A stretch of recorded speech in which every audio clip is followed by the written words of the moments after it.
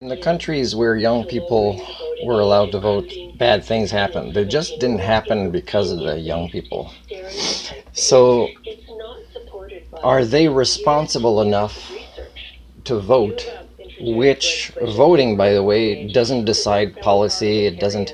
It really doesn't. I mean, we got more and more nations where people make promises and then suddenly they create among themselves, among the elites, uh, like big events like tariff wars that make it that priorities change. Oh no, to compete, we have to pollute the planet more.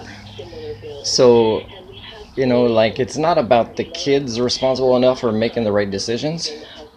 It's about not holding politicians to account, right? Like again, I keep saying the fact that Harper is not in jail, Stephen Harper, shows that we don't have accountability. We don't have a republic in Canada.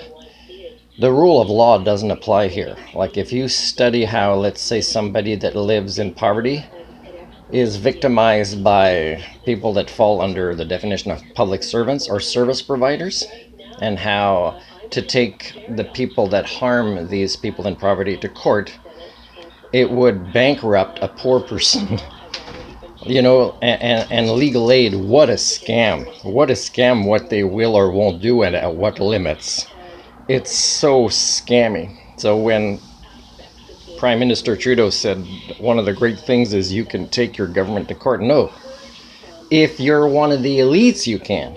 If you're a regular citizen, you can't. So unless, a candidate that actually says they want to change these things, they want to live transparently, like I would say, and that they want to challenge their peers, that's not okay. That's not what a public servant would do. That's a double standard. That's incongruence. That's a broken promise. And what you campaign on, and where you raise money, which is another insane thing. Raising money required large sums in democracy is not a democracy. Then, if you campaign on something, it's a legal contract. And that person should be taken to court for not doing that.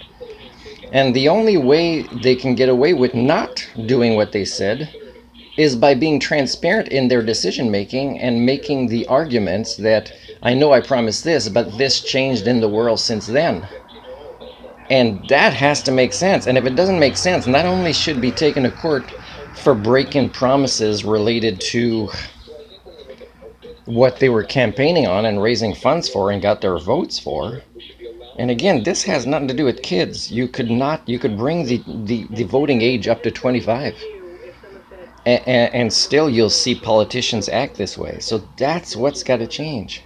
It's got to change that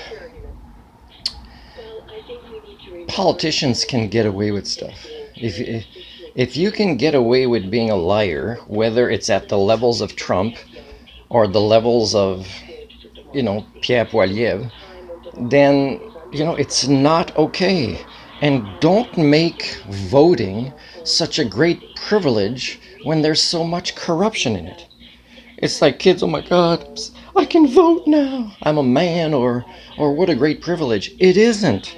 It isn't a privilege when there's no accountability in the system and there are no suitable candidates.